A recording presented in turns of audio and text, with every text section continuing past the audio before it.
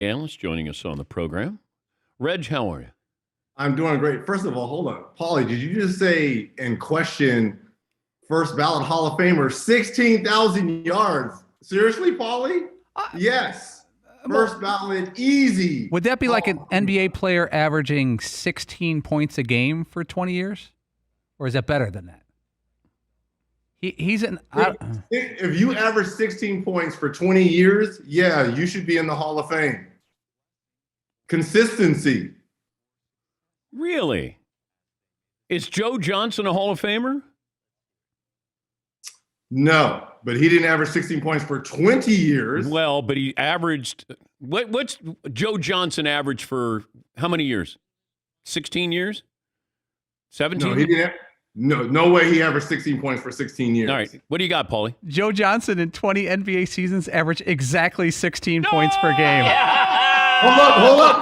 No. But he's been in and out of the league. Those 20 years, like he signed with Boston as like a COVID replacement, and he stayed on. But he's averaging 16 points for 20 years. You didn't average 20 every year. No, but I averaged 19.999 for 18. Hold up. I want to get to some housekeeping first before we preview the finals. Okay. Number one, I've known you, Theodore, for over 25 years. Yeah. Close to 30 years. Yeah. And Fritzy, you've been a big part of that. So congratulations on that, because I know it's the 20-year anniversary of you two. Fritzy, you've been a big, huge part of that. So that is awesome. And I want to go back to Game 7 of that Boston versus Miami series, Theodore. You want to do the Jimmy Butler shot? Yes, because I've been reading stuff on Twitter, looking at the sports radio pundits talk, and I've been growing angry at this. So please interject all you want. I'm going to give you the psychology of what goes into that shot and why Jimmy Butler took that three, as opposed to maybe driving, getting fouled, or scoring a two to tie it and potentially take it to overtime. Right. As a scorer, a leader, they're only in that position because of Jimmy Butler. Agree or disagree? Yeah, agree. Okay.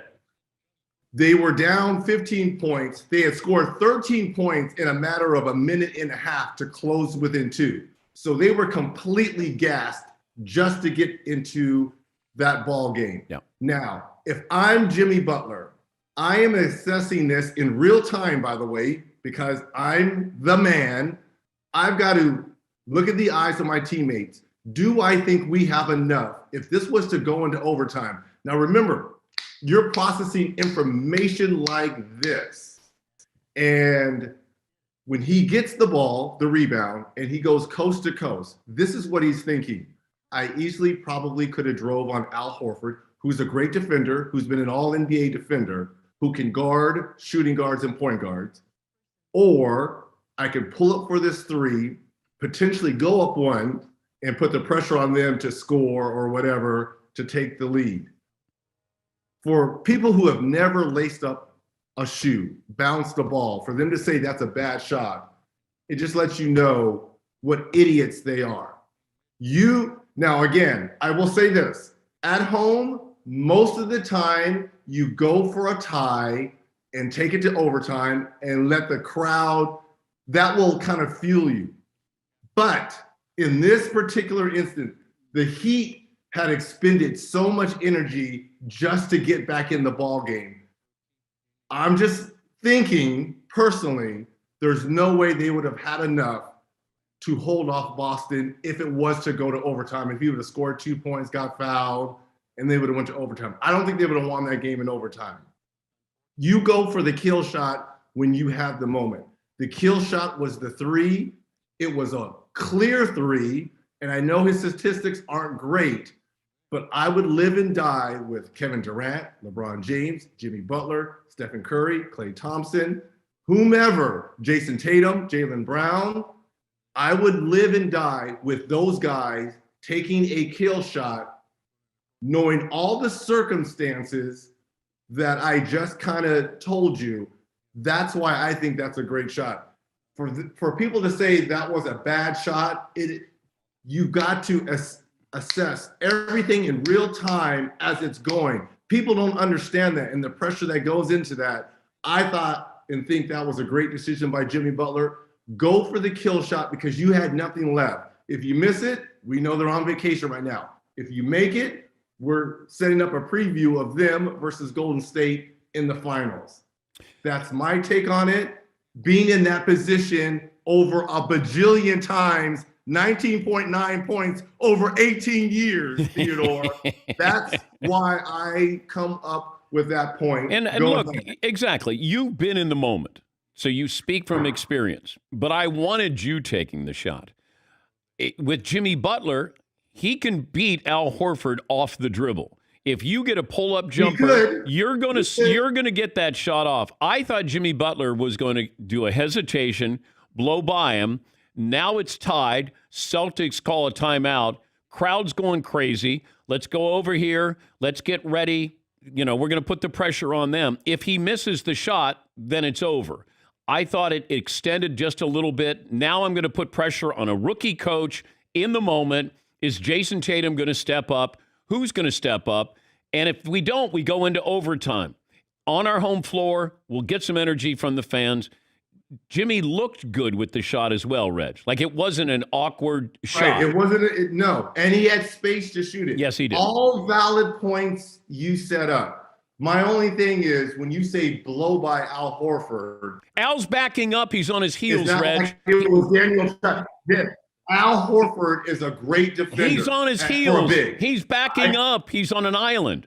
Jimmy Butler is going to blow by. Which is why it was a walk-in three.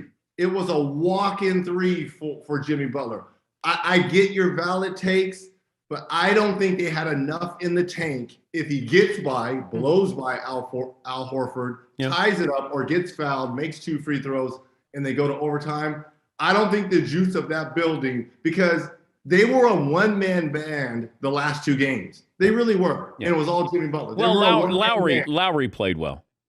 Yes, the last 2 games. Yes, yeah. But you're right. I mean, that team, healthy, gets to the finals, in my opinion. I agree. But, Bam Adebayo is a guy. Why are we always surprised when Bam Adebayo has a good game? Like, we're like, hey, Bam went for 26 and 9. He should be going for these numbers. Thank you. Duncan Robinson, where are you?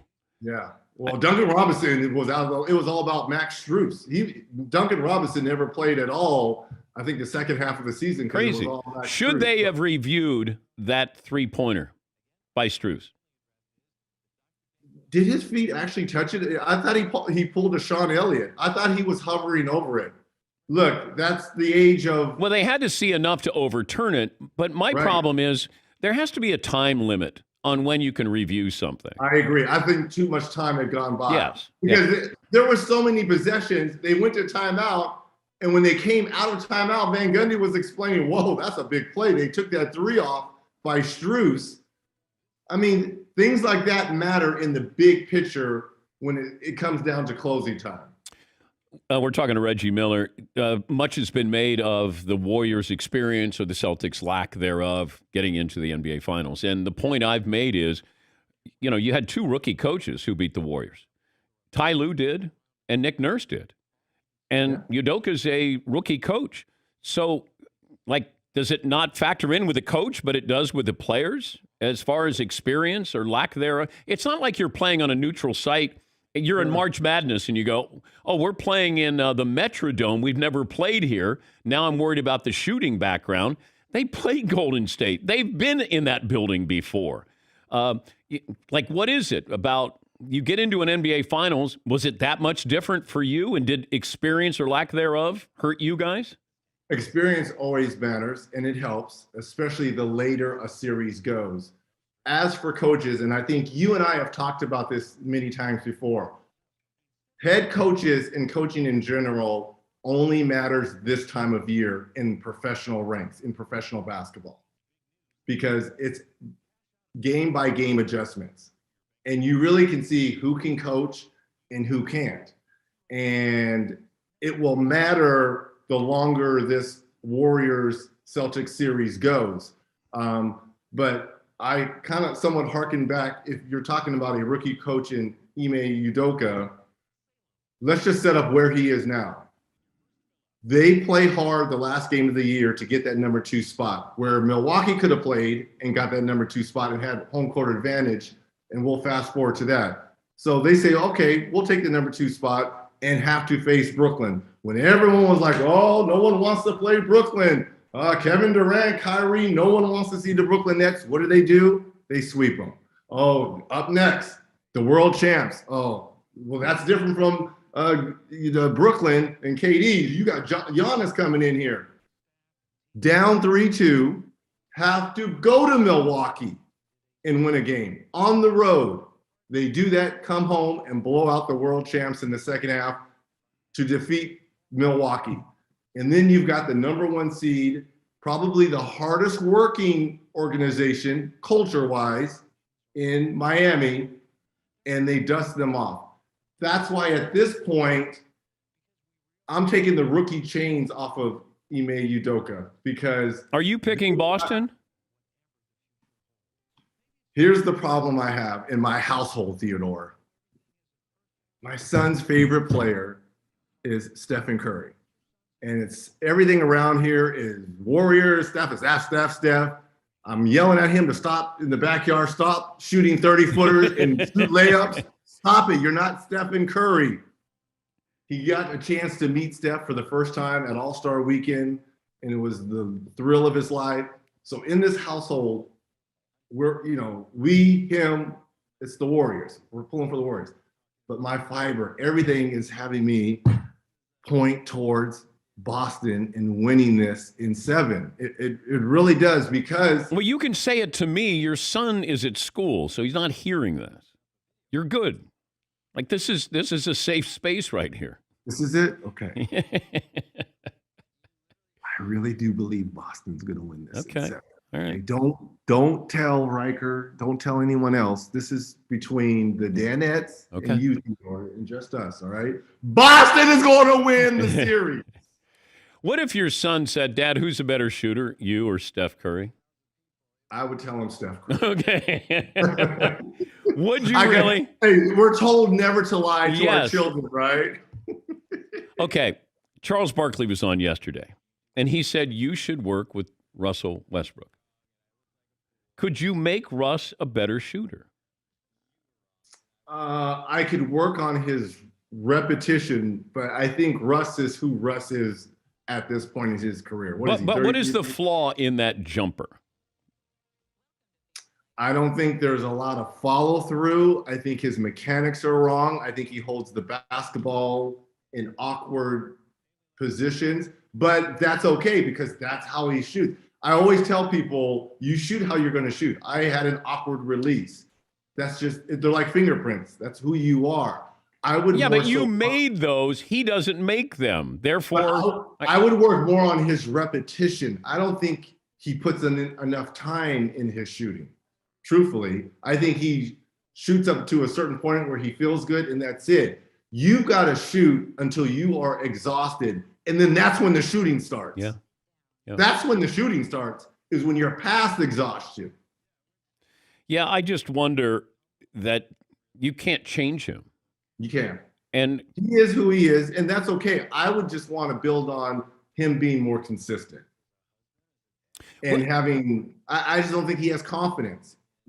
I really don't. I don't think he has confidence in his shooting ability. And that's why I would want to work on getting him past exhaustion because he works so hard doing everything else in his game, rebounding, playing hard, defense. He works hard on everything else. That's where I want to get him. So when he is exhausted from doing everything else in a ball game, he can rely on making a 15, 18, 20-foot jump shot. We suggest that Charles should work with Zion. That would be awesome. Because Moses Malone changed Charles Barkley's life. Yes. He said, you're fat and you're lazy. Yep. Charles' words. And he lost 50 pounds. And it changed Charles' life. And a first ballot Hall of Famer and a top I know they said 75 players, but Charles is in a top 30 type player at 6'4", being able to do what people want to sleep and they just think about his mouth on TNT and they forget about the basketball player, but he was problems.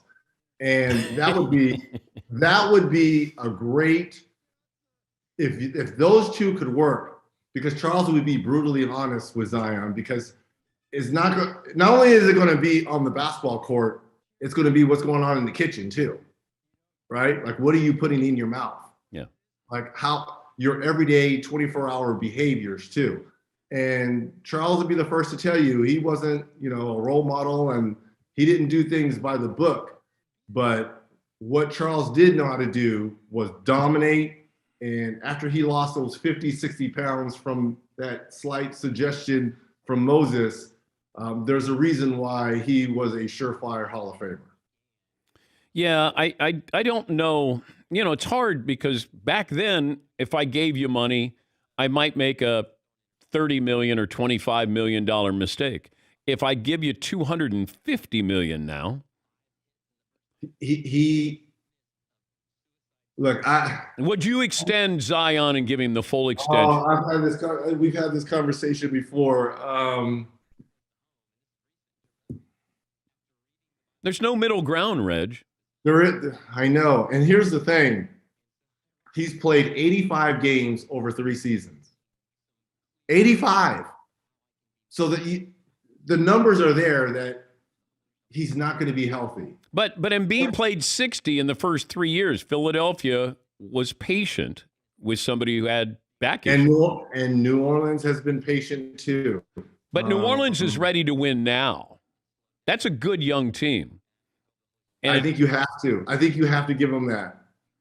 And I never want to get in anyone else's pockets because we know the owners are making 10 times more. They want to pay him $250 million. The owners are making, and the organization is making a lot of money. But it is a small market. And to commit to something like that to a guy who's only played 85 games over 3 seasons is a lot, Theodore. But I think he has them. He has them over a barrel. He does, unfortunately. Before I let you go, I made a big deal about Boston built this team. They signed some guy, brought some guys in, but a lot of draft picks. Golden State, same way. They built it. You start to look at these big free agents and money that's spent, and we're going to bring in this guy and bring in that guy, and it hasn't worked for the most part. I mean, Anthony Davis getting traded to the Lakers.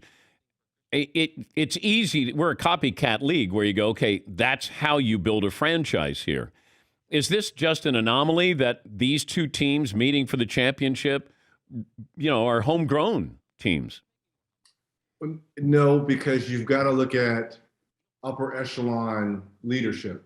Brad Stevens, who was the coach and now is the general manager, president, and Bob Myers, a former agent who's used to scouting and evaluating talent, and as well as Brad Stevens coming from Butler and knowing how to go out and recruit young players and knowing the character, how things fit in our system. Both of these organizations kind of parallel one another. And it's kudos to them because it's easy to go out and give a blank check to a free agent and say, they're going to change the franchise, change the fortunes of our franchise. It's not that easy. You've got to look at character, culture of your franchise, your fan base, what type of player you're bringing in, what were some of their statistics while they were at other places. All those things have to factor in, and I applaud organizations that build from within. It's easy to go out and get the splashy free agent, and Golden State kind of did that to a certain degree, bringing in KD, but they had already won. They already won a championship. They had won 72 games when they brought in KD. So that they had already built what their culture was about, and he just fit in perfectly. So I applaud teams that are building from within because that's the only way you're really going to win with players now that are 19, 20, 21, because you don't know how they're going to pan out, Theodore. Celtics fans, they get a little sensitive about the number of titles they've won, number of titles the Lakers have won, and that you shouldn't include the Minneapolis Lakers in the titles for the Los Angeles Lakers. Here's a guy who would die for one. And who cares who has 17 or 18? Oh, are you kidding me? Stop it. Stop it. You're in the finals. Be happy, and you have a chance to go one up on the Lakers. You have a chance. Don't let me down. But listen, Boston fans. Thank you. Don't tell my son. And I'm not going to tell your son. Not going to tell no one. I might tell your wife, but I won't tell your son. Not tell him at all. That little guy would be devastated if you said, "Daddy picked the Celtics to win." Wait, these are. I'm going to get. Do we have 1 minute? Is he there? Yes, we have 30 seconds. Yeah.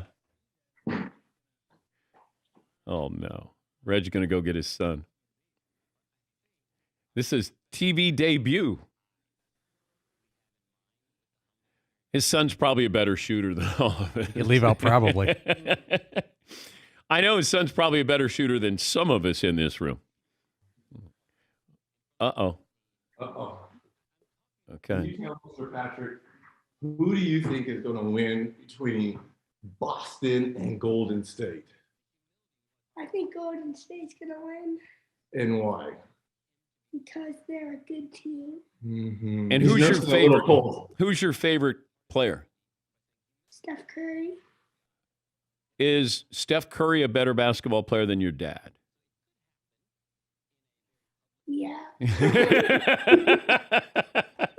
We raise them to tell the truth. I like that. In this household. I like that. Thank God you look like your mother. Thank God, right? Yes. All right, go work on your jumper, by the way. Yes, layups. Tell him layups and to work on his left hand. Stop shooting the three. Get some layups. Mid-range jumpers, all right? Get on out of here. I'll talk to you next week. Thank you, Theodore. That's Reggie Aloysius Miller.